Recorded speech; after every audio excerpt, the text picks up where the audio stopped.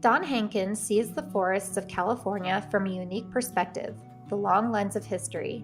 He's a member of the Plains Miwok tribe and a scientist. The history of the removal of fire from California's coastal landscapes began pretty early on with early Spanish settlement that limited the extent of where indigenous people could engage with fire. I'm Sarah Goodwin, a scientist and storyteller at the Science Communication Lab, a nonprofit dedicated to science storytelling. I talked to Don for a film we were making about a catastrophic wildfire in California's oldest state park, Big Basin. Big Basin is home to some of the most majestic trees on Earth, the mighty redwoods. Redwoods evolved in an environment where fire has always been integral to the landscape, but climate change and over 100 years of fire suppression policies leave these trees especially vulnerable. Don has a job description that you may have never heard of, a pyrogeographer. The way I define it is basically if you take fire ecology, which is looking at fire and ecosystems and the whole ecological connection of things, within geography you can also add that human component. It's looking at the spatial, temporal relationships of fire in landscapes that also includes the human element. So when we think about a place like Big Basin as an example, it's not only the natural fire regimes from lightning ignitions, as was the case with this fire starting, but also the role of indigenous peoples in stewarding with fire in that landscape. And so as a pyrogeographer, I look at those kind of relationships and how those systems evolved together to create the landscapes that we know of in these places. When we look at indigenous peoples, such as Ohlone communities along the coast, in pre-settlement times, there were a lot of uses of fire in those particular places. So the redwoods themselves tell some of that history. They tell, when we look at like fire scars in trees and the cat faces that are there, those are in some cases from lightning. In some cases, those fires would be from indigenous burning. And more often, along the coast, it's going to be the indigenous burning that's creating that kind of a feature within that forest. Not only in terms of the scarring on the trees, but also in terms of the structure of the forest and those sorts of things. So those are things that I'd look at as a pyrogeographer, those kind of understandings of the relationships. And for me, I'm mostly focused on like the prescribed fire aspect and the cultural fire aspect of using fire as a tool, not so much of looking at like wildfire impacts and that sort of thing. I'm curious a little bit more about using fire as a tool and kind of what indigenous practices were, especially around the redwoods. And you mentioned they can shape what a forest even looks like. Could you tell me a little bit more about that? If we think about some of the different ecosystems that are in Big Basin, and I don't have a long history or background of being in Big Basin, but having grown up on the peninsula, I know what the redwood forest in elsewhere on the peninsula contain. There's a mix of different things. So we think about the composition of different species. Some of those species are a little bit more fire sensitive, like Douglas fir, for instance, tends to be a little bit more fire sensitive. And so in areas where fire is less frequent, you might see more Douglas fir dominance in those areas. And then, you go to other areas where Monterey pines are established, and Monterey pine is a species that tends to hold on to its seed until fire happens, or you end up with a really warm day and the cones open up and the seeds then spread from the canopy in that way. And so, these landscapes all had fire as part of them. It's just a matter of how frequently was fire happening, at what intensities, and those sorts of things. And then there's places, like if I'm thinking about places that burn quite frequently, if Douglas fir dominated areas or areas where fire was less frequent, then maybe the grass dominated areas were the places where fire was happening more frequently, or places where there were other resource patches, specifically thinking about the cultural use of like berry plants like huckleberries that we observed while we were out in the field. Those kind of plants, they require to be stewarded with fire on a relatively frequent basis to maintain their productivity for that cultural use. And so there's a lot of different pieces of nuances of understanding the relationship between fire and the ecosystems and individual species outcomes and things like that.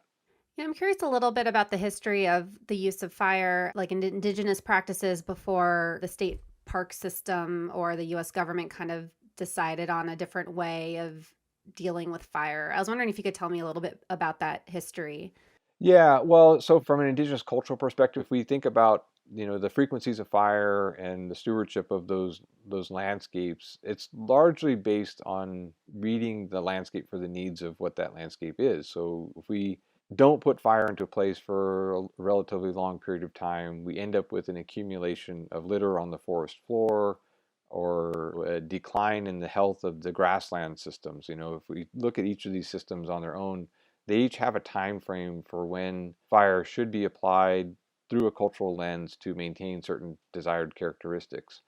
And so as Ohlone peoples in this region would have been living in this landscape and using these different resources from the different ecosystems that are there, from the wetlands to the grasslands to the different oak forests and conifer forests and so forth. They each have their own time frames for when fire would be appropriate. So some places, like I said, would burn relatively frequently. People would see that, oh, the health of the grass is declining, we need to burn, or we're getting too much litter accumulation and on the forest floor and we're not seeing the forbs that we would find there, one for human use, two for wildlife habitat and food for animals and things like that. So burning is going to be the tool to do that. So I'm in California. Right now I'm in the Bay Area, and I know over the years there's been a lot of conversation about decisions about fire suppression that have been over, the last century that may be a cause of some of these major wildfires we're seeing. So if you could tell me a little bit about that history and how it's led to where we are today. Well, the history of the removal of fire from California's at least coastal landscapes began pretty early on with early Spanish settlement. When we think about some of the first policies within the state that limited the extent of where indigenous people could engage with fire, that policy initially came out around 1793 from a proclamation from the Spanish governor of California that forbid indigenous people from using fire. And so, that spread from Mission Santa Barbara outward. So that's why I say like the coastal areas really were first impacted by that. But then we also have disease and other things like that were impacting indigenous populations at that same time frame. So the extent of burning was already shifting even without policy. But then with this policy in place, people were limited in being able to burn because there were really strict penalties applied to people who set fires. So you jump forward then to the 1910s and so forth with the Weeks Act at the federal level establishing fire suppression policy. And this is all coming after a wave of really devastating wildfires in the western U.S. And then combining that with the desire to increase and maintain timber production, fire was seen at that time period as a thing that would not allow for that timber production to be where it needed to be for human use. And so these policies then were put into place to limit where and how fire could be and put all fires out under pretty strict terms. But I think in the long run, what we ultimately see is that, and we have to recognize this, is that fire is part of this landscape, that fire has always been part of this landscape and always will be part of the landscape. And so when you don't allow for fire to be in this place, what happens is obviously you end up with an accumulation of fuels, and under the right conditions, right conditions in the sense of fire, you have a situation in place where you could have very devastating impacts from that fire. And I think the lightning example here in the CCU complex is a really good indicator of that, where you've got an absence of fire for well over a century in a lot of these areas, and then no prescribed burn even taking place and limited fuel reduction taking place. And so you end up with this massive amount of material that's accumulated on the forest floor, everything from the fine leaf litter to larger branches and things like that. And then you add to that the effects of a prolonged drought along the coast and elsewhere within the state. And with a lightning ignition coming in and those conditions, it really sets it up for a perfect alignment for things to be the outcomes that we see from that fire. Did the fire in Big Basin surprise you, or was it not surprising given all these conditions aligning? The fire in Big Basin didn't necessarily surprise me in the sense that this fire happened there. I think what was a little bit surprising to me was just the conditions in which it burned in, how extensive that fire was, where it burned, how it burned, with the specific conditions under which it was burning, thinking about the different wind patterns and the dryness at that time of year. Normally on the coast, we expect to see a lot of summer fog that would limit the dryness of the fuels and things like that. And this was just a season where we just didn't really have those kind of things in place. And so, yeah, that was a little bit surprising, but not so much surprising that fire would happen there. And like I said, I think when we look at Big Basin in the general area of the Santa Cruz Mountains, there's obviously a history of fire that's there, but how frequently has fire been allowed to be in those places, and where it had been for the last 100 years preceding this fire, not at the scale that it needed to be at, either temporally or spatially. What was it like going to Big Basin that first time after the fire? For me being in Big Basin at that time, it was like being in the playground. It took me back to my childhood of going and looking at like the cat faces in the trees, and thinking about the places that as a kid I would have wanted to be, and just to experience that in a freshly burned landscape. It was really, I guess, eye-opening in the sense that it allowed me to kind of see that for the first time. I'd never been in a redwood forest that had burned in that kind of severity before, and knowing that fire is part of that system, but then also to be able to not only look at the impacts of that fire in terms of devastation to certain vegetation within the forest, like Douglas firs and tan oaks that were top killed, but also to see the hope that these are resilient forests. We look at the tan oaks, and even though many of them were top killed, a lot of them were basal sprouting. So these trees, the root systems were still intact and they were sprouting again. And the redwoods themselves, have evolved with fire to the point that they were epicormic sprouting. So, the sprouts that are coming off the trunk and the branches, we could see that growth happening despite it being, 6 months roughly from the time period when the fire burned through there to the time we were out in the field.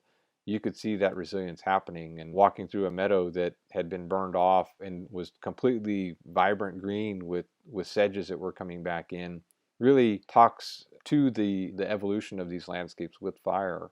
So I think that was really something that was kind of a nice assurance and a reminder for me to see that, not only understanding that ecology, but also just that nature on its own is pretty resilient.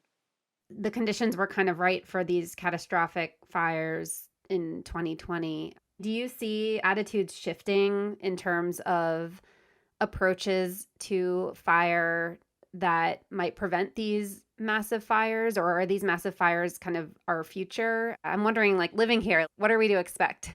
In terms of where we're going kind of in the future, I think as a state and even probably at the national level, we're definitely recognizing on the policy side of it that fire suppression doesn't work so well.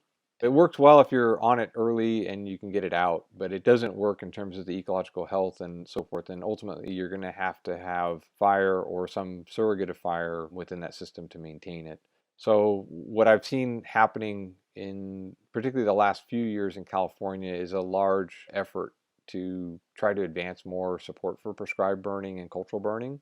So several key pieces of legislation were passed within the last year to support that. We had the passage of SB 332 and AB 642, which support changes to liability standards for prescribed burning and cultural burning.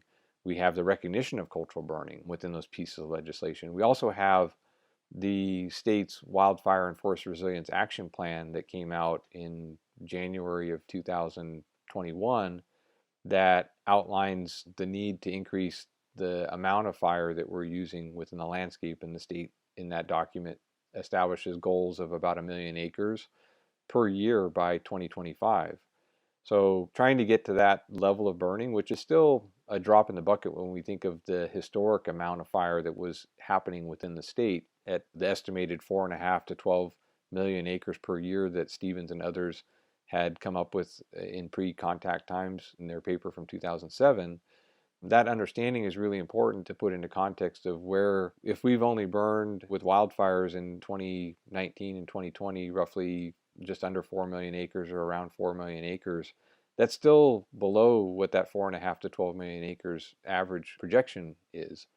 So in trying to get to 1 million acres, that's just a little piece of that. But I see that we're starting to build that synergy. I see the shift starting to happen with different agencies getting on board with it. And really, I think the bigger hope is really with private citizens and private landowners being able to do that. But in terms of agencies like state parks, they obviously have the ability to use fire, and they have been doing that in some places, but not so much here in Big Basin. So if we think about the places where they have been using it, like Calaveras Big Trees and Montana de Oro State Park along the Central California coast, those are good beginning places for it, but it really needs to be in all those natural land areas too. Is there synergy or collaboration between the state systems or even private citizens and the indigenous practices and knowledge that has been accumulated over time? There's definitely synergy that's there. The state's wildfire and forest resilience action plan specifically highlights the need to collaborate more with tribal governments and tribal entities, and even some of the language within the state around what that means on the tribal side of it is starting to shift a little bit too, to recognize that it may not be the governments themselves, the tribal governments, but it may be individuals within the tribes, or people who aren't from the recognized tribes who are carrying that knowledge. And it's about building the capacity to work with those folks. And so there's a lot of funding that's been coming forward for supporting that kind of stewardship. And in fact, I'm actually co-leading one of those efforts to advance Indigenous fire across the state at this point in time. So are you hopeful for the future of what fire could look like in California or even countrywide? Or is there trepidation, or what are your kind of current feelings on what the landscape is looking like? I definitely feel optimistic in terms of what the future holds for the restoration and application of fire within the landscape. I'm a little bit, I don't want to say hesitant, I'm a little bit concerned that the time that it will take for us to get to really making change is probably our biggest challenge. So when we look at the effects of climate change and continued loss of forest cover, in particular within the state and other communities that are receiving high severity fires and type conversion that's occurring, the question in the back of my mind is, how much longer do we have before we've type converted everything? For the redwoods, I'm a little bit concerned in the sense that if we think about the evolutionary history of where redwoods have been along the coast over the past 1,000 years or so, we know that climate change has happened. We know that there's been a northward migration of redwoods. And at what point do redwoods cease to exist in certain places along the coast where we know of them now? And that was one of the fears that I saw with this particular fire, was, have we now lost the redwoods? When I first heard about it on the news, my thought was, have we now lost the stands of redwoods south of San Francisco Bay? I don't see that as being the case, but I think that if this sort of repeated fashion of fire were to happen, I think we could definitely be losing the redwoods along the coast. Big Sur area and the redwoods down there have had quite frequent fires in the last few years, and quite devastating fires. That could also be the case for the Santa Cruz Mountains too. So I think we really just need to be moving along to get this advanced as quickly as we can, but also as in an informed way as we can, so that we're not messing things up any further as we try to restore fire to these places. It was a pleasure talking with Don, and I hope after listening to this discussion you will check out our documentary that features him, called Fire Among Giants. It is available on YouTube. We were some of the first people to be able to enter Big Basin after the fire, and our cameras captured this special place in ways never seen before. In addition to Don, you will meet other guides who will give you an up-close and thought-provoking tour through the redwoods. We also hope you will check out our other short films at the Science Communication Lab website at www.sciencecommunicationlab.org. There you will also find other audio interviews of the people we featured in Fire Among Giants. Once again, I'm Sarah Goodwin, and I want to thank you for listening. Funding for this production was made possible by a grant from the National Science Foundation.